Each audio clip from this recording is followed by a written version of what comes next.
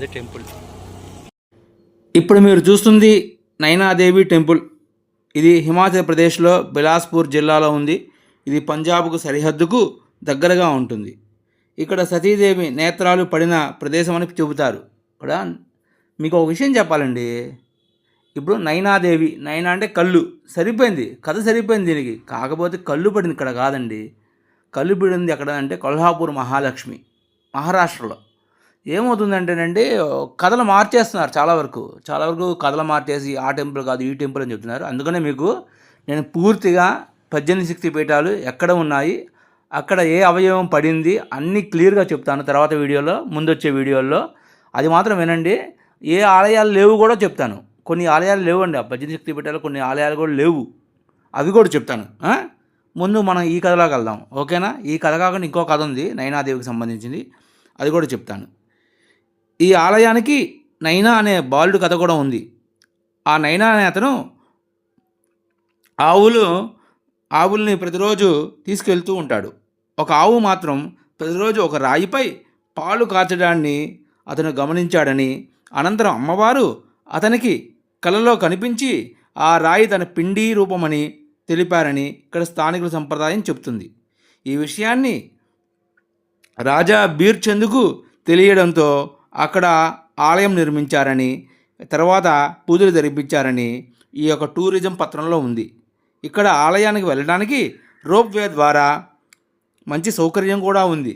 అందుకనే ప్రతి ఒక్కరూ ఈ నైనాదేవి టెంపుల్ని దర్శించుకుంటే వీరికి ఇక్కడ ఏమిటంటే దసరాలో బాగా చేస్తారండి. చాలా టెంపుల్స్లో అన్నిట్లో దసరా వైభవపేతంగా చేస్తారని ఇక్కడ అందరూ అనుకుంటారు.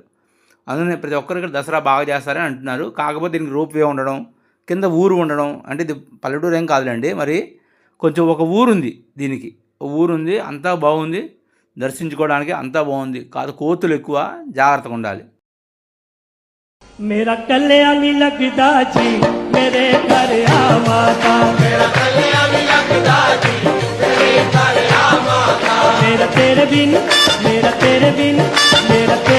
लगदा नहीं जी मेरे घर आ माता, मेरा कल्याणी लगदा जी मेरे घर आ माता.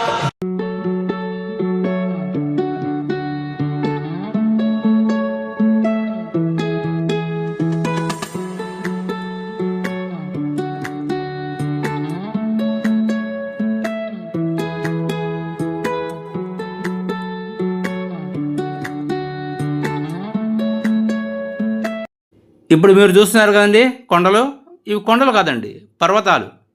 ఏదో చిన్న చిన్న ఉంటే కొండలు అంటాం, కానీ ఇంత పెద్ద పెద్దగా ఉంటే ఎట్లాగండి? ఏదో ఒక ఊళ్ళో ఉంటే పర్వాలా, ఒక జిల్లాలో కొండలు ఉంటే పర్వాలా, రాష్ట్రాల కొండలేనండి, పర్వతాలే, అన్ని పర్వతాలే. ఏదో జనాలు ఏదో అక్కడక్కడ ఉన్నారు అంతేగాని అసలు ఎక్కడా లేరండి, అన్ని కొండలే. అసలు ఇక్కడున్న ప్రజలకి అంటే జనాలకి మాత్రం సలాం చేయాల్సిందే. ఎందుకంటే ఎంత కష్టపడి ఉంటారో. ఎందుకంటే ఇక్కడ భూకంపాలు కూడా ఎక్కువే అంట. అన్ని భూకంపాలు పడ్డా కానీ ప్రజలు ఎక్కడి నుంచి ఎక్కడికి వెళ్ళరంట. అంతా బాగుంది, అద్భుతంగా ఉన్నాయి. వీళ్ళ ఆచారాలు కూడా భలే కొత్తగా ఉన్నాయండి. ఒక ఆచారం గురించి చెప్తాను మీకు, అది చూడండి, భలే ఉంటుంది. ముందు చూడండి, ఓ బాబు వస్తాడు, ఆ బాబుకి కొంతమంది కాళ్ళకు నమస్కారం చేసుకుని డబ్బులు ఇస్తుంటారు. ఈ ఆచారం ఎక్కడైనా ఉందా? కాదు, ఇక్కడ ఉంది. అది ఎందుకు చేస్తారంటే ఇగో చూడండి, ఇక్కడే ఇగో దండం పెట్టారు చూసారా? ఎందుకు చేస్తారంటే అది అన్నప్రాసనకు సంబంధించిన ఒక పండగ. అన్నప్రాసన చేస్తున్నారు ఒక బాబుకి. ఇక్కడ అన్నప్రాసన ఎలా చేస్తారంటే బాబుకి అన్నీ పెడతారు, మనలాగే పూజ చేసి అన్నీ పెడతారు. పుస్తకం, పెన్ను, బంగారం, డబ్బులు అన్నీ పెడతారు. కాదే బాబుని ఎత్తుకునే ఉంటారు, వాళ్ళ అమ్మగారు ఎత్తుకొని చూపిస్తారు. బాబు చూపిస్తాడు, నీకు ఏది ఇష్టం రా అని అడిగితే వాడు ఒకవైపు చూపిస్తాడు, అయిపోయింది అంతే. అది చూపిస్తాడంతే, అది తీసుకొని ఇంకా ఎగురుతారు. ఆ పుస్తకం పెట్టుకున్న ఏది చూపించినా కానీ ఆ పుస్తకం వీళ్ళే పెట్టుకొని ఎగురుతారు. కాసేపు ఎగిరి గంతులు వేస్తారు, వాళ్ళకి ఆయాసం వచ్చేంత వరకు. భలేమో అనిపించింది నాకు. ఇది కూడా మనకు వస్తే బాగుంటుంది. ఎందుకంటే మనకైతే పిల్లాడు గత్తర చేస్తాడు కదా, వాడు ఏడుస్తాడు, నిద్రపోతాడు, ఒక గంట వేస్ట్ అయిపోతుంది. ఇదేదో మనకి వస్తే మనకు కూడా గంట సేవ్ అవుతుంది కదా, మనం కూడా ఇంకో పని చేసుకోవచ్చు. ఇది కూడా మనకు వస్తే బాగుంటుంది. భలే వెరైటీ అనిపించింది, అది బాగుంది అన్నప్రాసన. మనకు వస్తే బాగుంటుందని నేను అనుకుంటున్నాను. మీ మనసులో కూడా ఉందో లేదో నాకు చెప్పండి. వీడియో అద్భుతం, అదే అంత సీనరీలు కానీ అంతా బాగుంది. రేపు పొద్దున చండీగఢ్లో ఉన్న మానసాదేవి టెంపుల్కి వెళ్తున్నాము.